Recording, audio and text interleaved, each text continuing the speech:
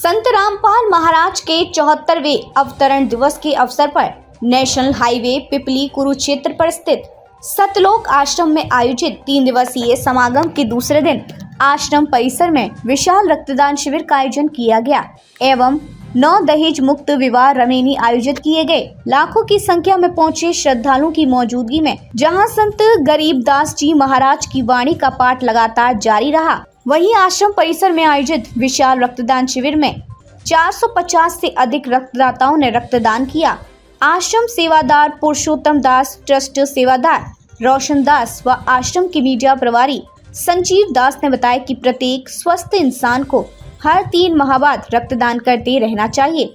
उन्होंने बताया कि आश्रम परिसर में आयोजित रक्तदान शिविर में रक्तदाताओं का उत्साह और जुनून देखते ही बनता था। रक्तदान करने वालों की लाइन खत्म होने का नाम ही नहीं ले रही थी। इसी प्रकार आश्रम परिसर में आज समागम के दौरान 18 युवा विवाह बंधन में बंधे। आश्रम परिसर में पहुंचे लाखों श्रद्धालुओं से अपील की गई कि वे सब नशों से दूर रहें, दहेज रूपी बुराई से भी दूर रहें, सामाजिक कुरीतियों को खत्म करने हेतु संत रामलाल जी द्वारा मार्ग का अनुसरण करें। समागम में लाखों श्रद्धालुओं के बीच पूर्व मंत्री बलबीर सैनी, पूर्व जेल आईजी हरीश कुमार रंगा, पूर्व विधायक कुलवंत बाजीगर अपनी पत्नी सहित पहुंचे। उन्होंने बताया कि इस 3 दिवसीय समागम में हरियाणा के 6 जिलों कुरुक्षेत्र, करनाल, अंबाला, कैथल, यमुनानगर, पंचकुला के अलावा झारखंड और उत्तराखंड राज्य से लाखों श्रद्धालु आश्रम परिसर में पहुंचे। सभी श्रद्धालुओं के रहने खाने की व्यवस्था आश्रम में की गई। बाकायदा श्रद्धालुओं को रेलवे स्टेशन व बस स्टैंड इत्यादि स्थानों पर छोड़ने व लेकर आने की व्यवस्था भी आश्रम द्वारा की गई है। इस मौके पर सैकड़ों श्रद्धालुओं ने नाम दीक्षा भी ग्रहण की। सत्संग श्रवण कर संत रामपाल जी महाराज के ज्ञान से प्रेरित होकर सैकड़ों की संख्या में श्रद्धालु प्रतिदिन नाम दीक्षा ग्रहण कर रहे हैं। इतना ही नहीं, श्रद्धालु बोले, ऐसा अद्भुत दृश्य जीवन में पहली बार देखा। आश्रम परिसर पहुंचे श्रद्धालु ने बताया कि ऐसा अद्भुत दृश्य उन्होंने पहली बार देखा है, जहां बिना किसी सुरक्षा व्यवस्था के लाखों श्रद्धालु पूरी व्यवस्था बनाए हुए सत्संग श्रवण कर रहे हैं, भंडारा ग्रहण कर रहे हैं और बुराइयों को त्याग कर अच्छाइयों की राहों पर चलने का प्रण ले रहे हैं। कहा जाता है कि सदियों से भारतवर्ष संतों की पावन भूमि रही है। एक ऐसा महान संत जिसके ज्ञान संपूर्ण विश्व में आध्यात्मिक क्रांति आई है, वो संत है तत्वदर्शी संत रामपाल जी महाराज। उनका जन्म 8 सितंबर 1951 को गांव धनाना, जिला सोनीपत, हरियाणा में किसान परिवार में हुआ। पढ़ाई पूरी करके हरियाणा प्रांत में सिंचाई विभाग में जूनियर इंजीनियर की पोस्ट पर 18 वर्ष कार्यरत रहे।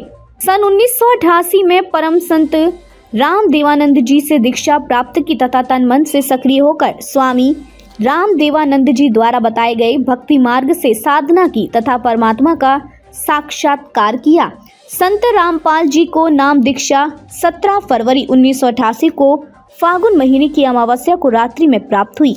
उस समय संत रामपाल जी महाराज की आयु 37 वर्ष थी। उपदेश दिवस, शिक्षा दिवस को संत मत में उपदेशी भक्त का आध्यात्मिक जन्मदिन माना जाता है। सन 1993 में स्वामी राम देवानंद जी महाराज ने आपको सत्संग करने की आज्ञा दी तथा सन 1994 में नाम दान करने की आज्ञा प्रदान की। भक्ति मार्ग में लीन होने के कारण जेई की पोस्ट से त्याग पत्र दे दिया, जो हरियाणा सरकार द्वारा 16 मई 2000 के तहत स्वीकृत है।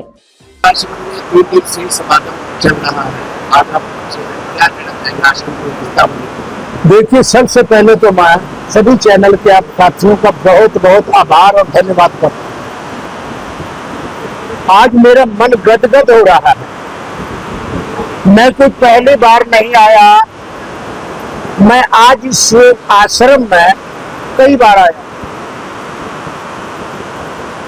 लेकिन बड़ी हैरानगी इस बात की होती है। मौसम खराब है, वर्षा का सीजन है, जोर शोर से वर्षा चल रही है हर रोज, फिर भी हजारों की संख्या में भक्त जन आज अपनी श्रद्धा रखते हुए मन में आज यहाँ पर आए हुए हैं और सबके चेहरों पर आज एक रौनक है।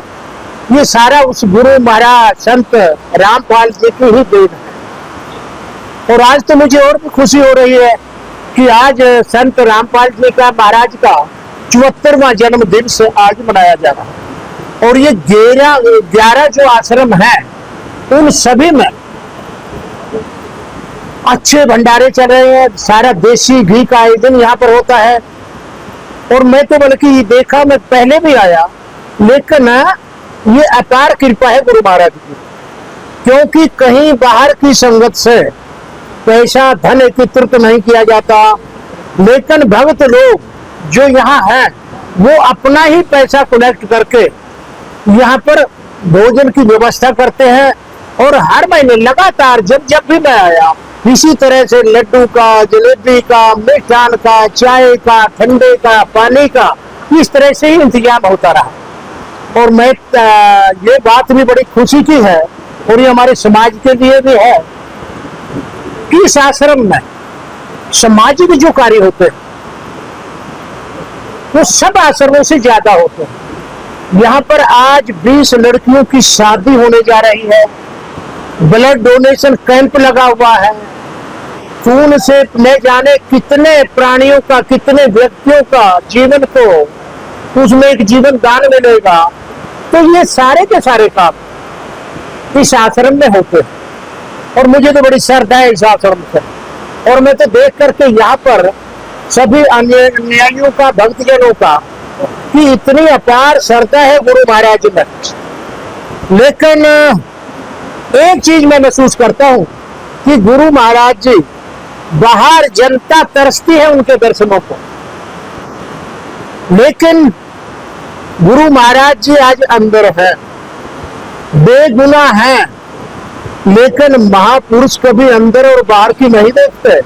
वहां भी तपस्या, बल्कि शायद ऊपर ईश्वर ने लिखा हो कि बाहर तो सामाजिक कार्यों में, जनता में उलझ जाएंगे, जेल में बैठकर ही तपस्या ज्यादा हो गई, शायद ऐसा ही कुछ विधि का विधान है। तो आज गुरु महाराज जी अंदर है, और जब उनका दिल चाहेगा, ये भी मुझे पूर्ण विश्वास है, जब मन चाहेगा गुरु महाराज जी अपनी कृपा से इस शासन प्रशासन की जड़ों को उखाड़ करके वो जेल से बाहर भी आ सकते हैं।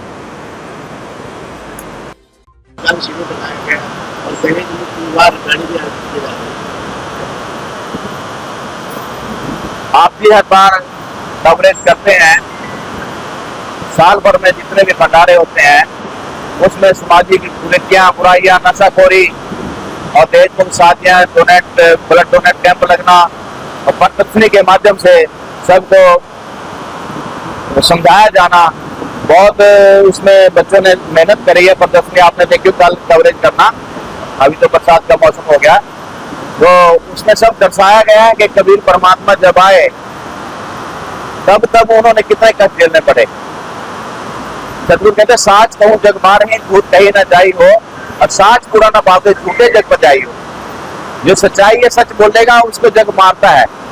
आप सच बोल के देख लो, कहीं पर गाँव में बोल के देख लो, किसी भी है ये ऐसा है, ये ऐसी लड़की है, ऐसा, तो सब संसार सब नाराज हो जाएंगे। तो ये परमात्मा जब आते हैं संत रूप में ही आते हैं, और वो ना आते तो बोला गया है आग लगी आकाश में, छू पड़े अहंकार, और संत ना होते जिसमें जल भरता संसार। तो सतगुरु की महिमा जो है, मेरा धरती का कागज करो, लेखनी करो बन रहा है, सात समुद्र की मछली करो कि महिमा लगी रहता है। तो संत की महिमा हम लिख नहीं सकते, इतनी उसकी महिमा होती है, क्योंकि वो हमारे को काल बलि की जेल से निकाल करके यहाँ हम जन्म लेते हैं, मरते हैं, गधे कुत्ते सुअर बनते हैं, फिर टर्न वाइज एक मानव जन्म मिलता है। तो उसको खत्म करने के लिए इसको मोक्ष मुक्ति कहा है। हम सतलोक चले जाएंगे, और वहां जाने के बाद जीव कभी नहीं मरता, सदा के लिए मुक्ति हो जाएगी। यहाँ हम काल बलि की जेल में हैं, इसे मुक्त कराने के लिए उन संतों को सच बोलना पड़ता है। और हमारे गुरुदेव जी सब कुछ शास्त्र के आधार पर बोलते हैं। ये भी एक लीला है, जो गुरु जी जेल में गए हैं, अपने मर्जी से गए हैं, और अपने मर्जी से ही जब चाहेंगे आ जाएंगे। इसका भी कोई एक अलग से महत्व है। हमारे गुरुदेव जी बोलते हैं कि बेटा तुम अपना खुद मानोगे कि आप खुद कहोगे कि जेल में जाने से ही काम बनना था।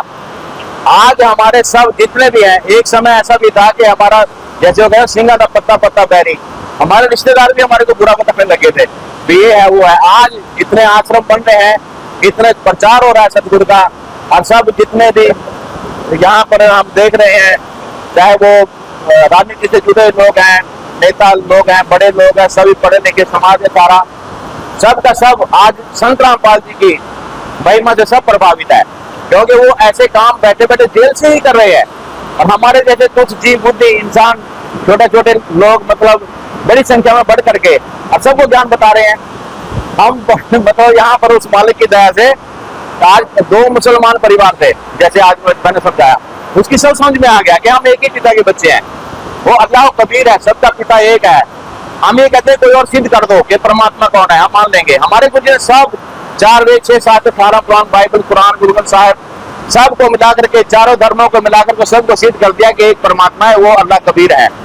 कबीर परमात्मा उसको बोलते हैं। वो चारों युगों में आता है। चारों युगों में हम पुकारे, क्यों कहा हम हेल रहे, हीरे मोती माणिक बरसे और ये जो जुगता डेल रहे। सतयुग में सतयुग का तेरा, द्वापर नाम मुनिंदर मेरा, त्रेता में करुणा में कहलाया, कलयुग में कबीर नाम डराया और कलयुग में कबीर नाम से आए हुए हैं। तो वो परमात्मा की महिमा बहुत अपरंपार है। अब ज्यादा समय नहीं लेते हुए कल करेंगे सारा फिरोज एकदम। आज हमारे